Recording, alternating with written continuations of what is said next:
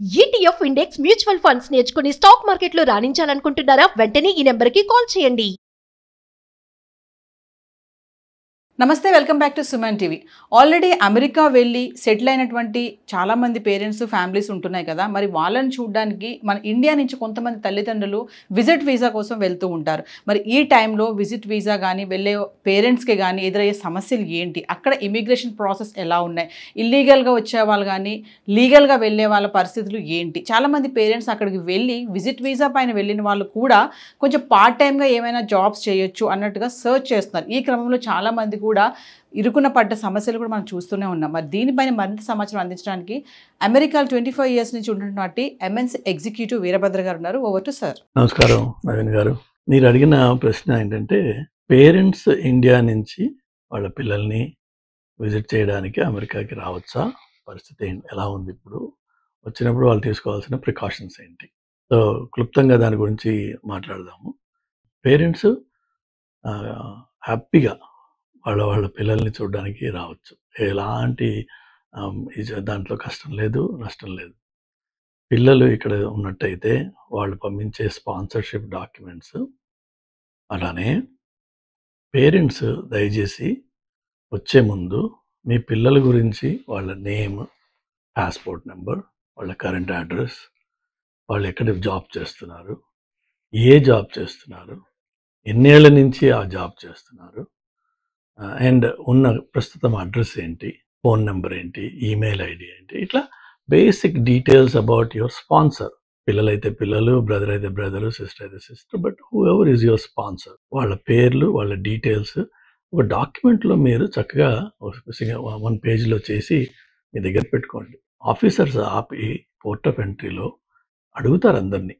అడగకుండా ఎవరికి B1 B2 visa ఇవ్వరు. So they last basic purpose ఏంటి, ఎందుకు వచ్చావు ఇక్కడికి అంటే, నా బ్రదర్నో, సిస్టర్నో, కొడుకునో, కూతురునో చూడడానికి వచ్చానని చెప్తాం. వాళ్ళ గురించి డీటెయిల్స్ అడుగుతారు. వాళ్ళు ఇక్కడ ఎన్ని రోజులు ఉంటున్నారు, ఎక్కడ ఉంటున్నారు, ఏం చేస్తారు అడుగుతారు. వాటికి మనము ఏది చూడకుండా ఆన్సర్ చెప్పకూడదని ఎక్కడ లేదు.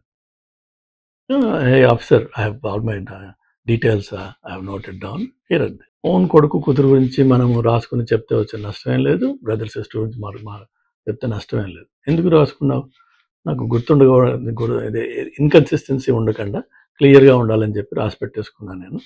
హియర్ ఆర్ ది ఆన్సర్స్ అని చెప్పి చెప్పారు.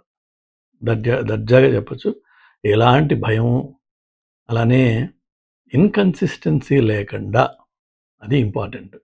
ఏంటంటే మన జవాబులు ప్రశ్న మారిన కొద్దీ అవతల వాడికి అనుమానం వస్తుంది.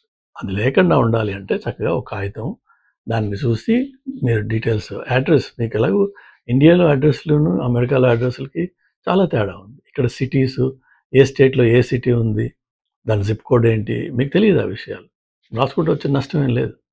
ఫోన్ నెంబర్స్ ఇక్కడ రాసుకునే, ఇక్కడ చెప్పే పద్ధతి వేరు, ఇండియాలో చెప్పే పద్ధతి వేరు. 3, 3 and 4, that's the way phone numbers in the US are spelled. 10 digits, 3, 3 and 4. So అది కొంచెం ఒకసారి ప్రాక్టీస్ చేయండి, అలానే రాసుకోండి, తెలిసిపోతుంది. చాలా ఈజీ అది.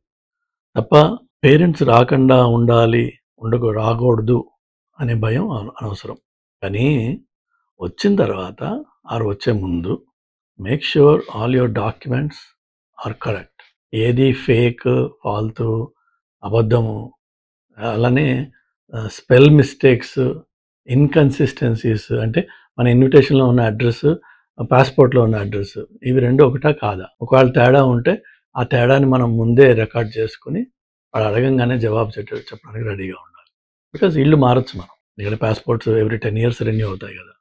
So have your answer ready and కాన్ఫిడెంట్గా చెప్పండి, ఏం ప్రాబ్లం లేదు, మిమ్మల్ని ఎవరు ఆపరు, ప్రొవైడెడ్ మీ దగ్గర డీటెయిల్స్ ఉన్నాయి. నెక్స్ట్ వచ్చేసి మీ దగ్గర రిటర్న్ టికెట్ కంపల్సరీగా ఉండాలి. అది 6 నెలలు అవనండి, 3 నెలలు అవనివ్వండి, మీరు రిటర్న్ టికెట్ చూపించాలి. అట్లనే ఈ మధ్యన ఒక పేరెంట్స్ ఎవరో 6 నెలలు ఇక్కడ ఉండి ఇండియాకి వెళ్ళిపోయి 2 నెలల తర్వాత మళ్ళీ వచ్చారట. వస్తే వాళ్ళని డిక్లైన్ చేశారు, వాళ్ళు రిజెక్ట్ చేసి మళ్ళీ పంపించేశారు వెనక్కి. సో మనము అమెరికాకి చుట్టం చూపుగా మన పిల్లలతో ఉండడం కోసం ఒక 6 నెలలు వద్దామని అనుకున్నాం. ఇండియాకి వెళ్ళిపోయి మళ్ళీ 6 నెలల తర్వాత మళ్ళీ రావచ్చు నెక్స్ట్ ఇయర్.